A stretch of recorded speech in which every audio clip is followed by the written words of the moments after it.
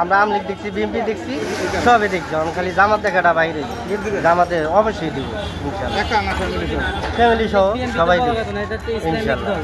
বাংলাদেশের সবাই তো নির্বাচন চাচ্ছে, আপনি কি চাচ্ছেন? আমি নির্বাচনেই চাই।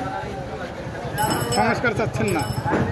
সংস্কার আর কি করবো, সংস্কার তো করাই, সংস্কারের কি আছে। আচ্ছা ভাই, সে একটা প্রশ্ন যে সামনে কোন দল ক্ষমতা আসলে বাংলাদেশের মানুষের একটি দুর্নীতি এবং সাদামুক্ত দেশ? অনেক কথা তো জামাতেই দেখি, আর এছাড়া তো ভালো লোক দেখি না হয় না, তো সবই দেখি সাদাবাদ। জামাতেই ঠিক আছে। জামাত পছন্দ করার কোন দল পছন্দ করছেন?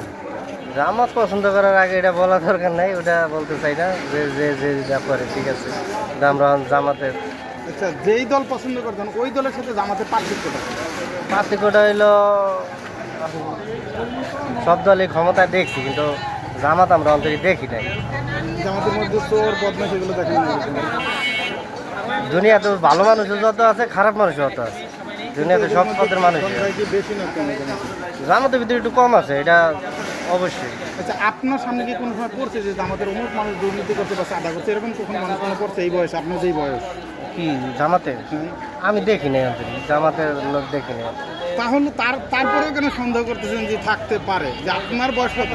আমার বয়স 30-31 হবে এরকম। 31 বছর বয়সে জামাতের ভিতরে এখন আপনি দুর্নীতিবাজ দেখেন না বা আপনার সামনে চাঁদাবাজ পড়ে নাই, কিন্তু তারপরেও কেন সন্দেহ করতেছেন যে জামাতের আচ্ছা, ভালো মানুষ জেনে আছে, দুই একটা খারাপ মানুষ আছে এনে, এটা অবশ্যই।